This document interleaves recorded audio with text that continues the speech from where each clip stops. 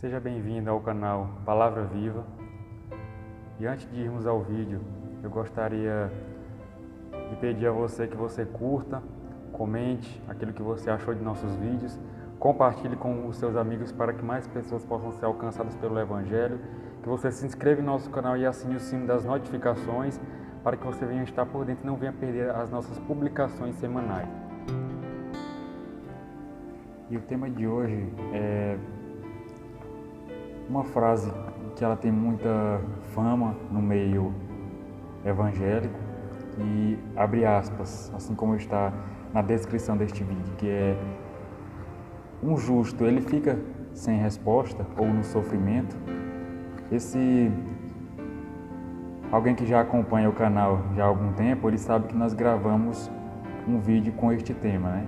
E nós iremos deixar aqui na descrição se você quer ter um subsídio melhor acerca disto. Mas indo ao tema, nós falaremos acerca se um justo ele fica sem resposta. É bem interessante isto, a gente ressaltar que, na verdade, nós em nossa vida cristã, em nossa vida com Deus, em nossa comunhão com Deus, em nossa fé, nós muitas das vezes oramos, rogamos a Deus, intercedemos a Deus, colocamos as nossas causas diante de Deus, pedimos a Deus algo que nós desejamos e muitas das vezes não vemos respostas. Isso é evidente, a gente fica assim, sem resposta. Por quê? Pelo menos por duas coisas. Deus, Ele não nos responde porque Ele quer nos ensinar, primeiramente, a ter paciência. Ele quer que nós venhamos a confiar nele. É um grande equívoco, é um grande tiro no pé achar que Deus ele está enfiado dentro de uma lâmpada, a qual nós esfregamos e ele prontamente vem para atender os nossos caprichos. Quando nós entendemos que Deus é soberano, que Ele é santo, que Ele é justo, que Ele é magnificente, que Ele é grandioso, que Ele é majestoso e que Ele é incompreensível, que nós não podemos compreender a sua natureza e olhamos para a nossa pecaminosidade, para a nossa incapacidade de nos achegarmos a Deus pelos nossos próprios méritos. Nós entendemos que Deus ele não necessita de nós, mas que Ele nos ouve e nos dá aquilo que nós temos, aquilo que nós necessitamos por causa da sua misericórdia, por causa do seu amor, por causa da sua graça. Ou seja, nós devemos tudo a Deus, não é porque nós merecemos, mas é porque Deus ele se compadece pela sua natureza, porque a sua natureza é amor, não porque nós merecemos o seu amor, não porque nós somos o centro do coração de Jesus, mas porque Deus ele é misericordioso, porque em nós não há nada em que Ele possa estimar, não há nada em que Deus possa dar atenção, não há nada em nós que mereça o cuidado, que mereça a atenção de Deus. Mas isto, a glória, a grandeza está no amor de Deus, que nos amou, mesmo nós não dando motivo a Ele para nos amar. Ou seja, muitas vezes Deus, Ele se cala para nós aprendermos a ter paciência, para nós aprendermos a esperar em Deus, para nós... Segunda coisa também, que é para nós entendermos que não é a terra que manda no céu, mas é o céu que manda na terra. Por isso é que Deus muitas vezes nos deixa sem resposta. Porque muitas das vezes nós queremos fazer uma lista, como se Deus fosse um shopping, como se Deus ou fosse um dono de shopping ou fosse um vendedor de uma loja.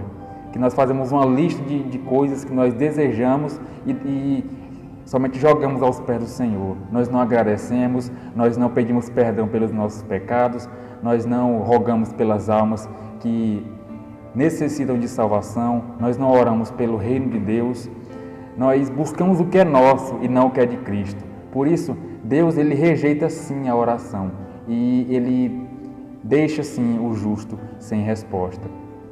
E a outra é uma pergunta que também eu gostaria também de deixar um versículo, que na verdade em 1 Pedro 5 e 6 diz que nós precisamos ali no capítulo 5, ele vai dizer que nós precisamos andar em humildade para com Deus. Nós precisamos nos humilhar debaixo da potente mão de Deus para que a seu tempo Ele nos exalte, Ele nos atenda, Ele atente para o nosso clamor.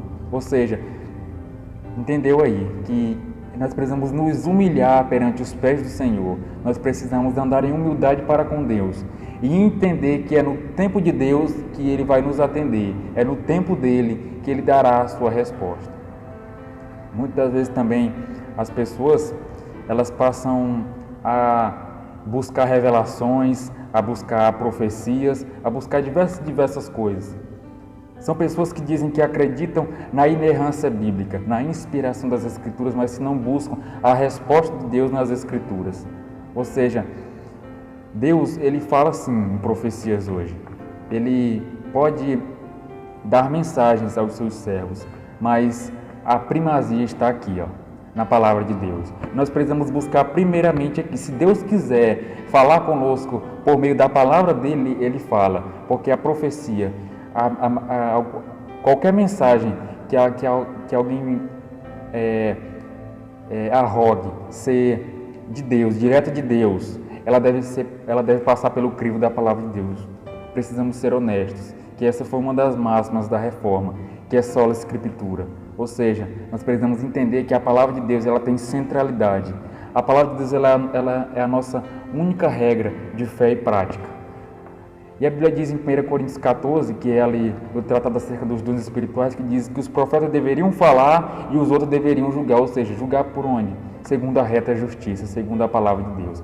Se o que eles estavam falando era segundo a palavra de Deus, se o que eles estavam profetizando não contradizia a palavra de Deus, porque se o que qualquer profeta falar, contradizer ou querer adicionar alguma coisa às Escrituras, seja anátema, ou seja, amaldiçoado. Se qualquer anjo pregar outro evangelho, ou se até houver alguma visão de apóstolo, alguma coisa, alguma suposta visão, que quer adicionar alguma coisa que não está aqui, que quer falar alguma coisa que está fora desta palavra, seja anátema, ou seja, seja amaldiçoado e caia em descrédito.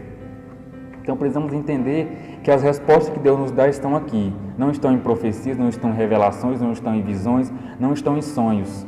Estão na palavra de Deus. Nós precisamos entender que a oração é o meio pelo qual nós falamos com Deus. Não para comunicar aquilo que queremos, mas para nos adequarmos à vontade de Deus. Não para que Deus fique por dentro daquilo que nós desejamos, mas para que nós venhamos pensar no que estamos falando, para que nós venhamos agradecer a Deus, para que nós venhamos rogar aos pés do Senhor misericórdia e graça para a nossa vida, que é disso que nós necessitamos.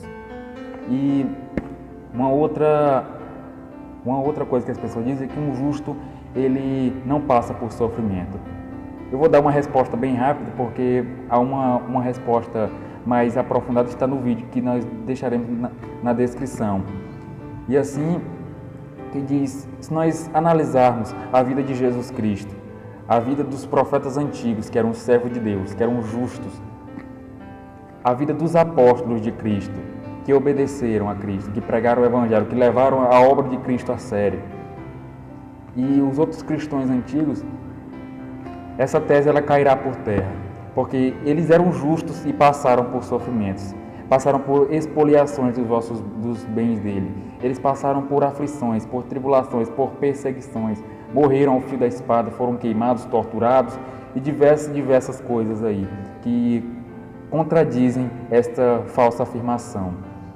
E se nós entendermos 1 Pedro capítulo 1, na verdade, em 1 Pedro, a carta de 1 Pedro, eles mostram que o cristão ele tem alegria em meio à dor, alegria em meio ao sofrimento, ele tem o gozo em meio às aflições.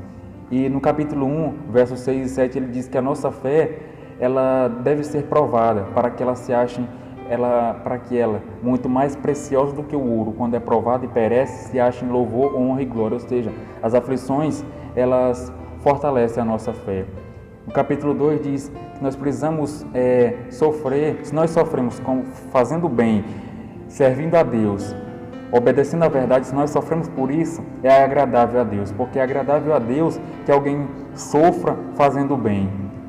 Ou seja, mas que glória é essa se nós roubamos, se nós furtamos e somos esbofeteados? Nós merecemos, mas se nós somos esbofeteados, somos perseguidos fazendo bem, obedecendo a verdade, esse é agradável a Deus, nós agradamos a Deus, porque Cristo padeceu por nós e nos deixou para que nós sigamos as suas pisadas, o qual ele recebia injúrias, mas não injuriava. Ele foi um cordeiro puro, que sofreu, e ele foi como ovelha muda para o matadouro. Em 1 Pedro 4 diz que nós não devemos estranhar a ardente prova que vem sobre nós como se coisa estranha acontecesse, mas nós precisamos nos alegrar pelo fato de que as aflições de Cristo se cumprem em nossas vidas. E se as aflições de Cristo se cumprem em nossas vidas, bem-aventurados somos nós, porque sobre nós repousa o Espírito da glória de Deus. Ou seja, se você quiser conferir, está em 1 Pedro 4, 12 ao 14. E assim também que nós precisamos entender que Cristo, ele nos permitiu, nos foi concedido, segundo Filipenses 1:29, não somente crer em Cristo, mas padecer por Cristo. Isso é uma honra, porque as aflições de Cristo, elas se cumprem em nossas vidas.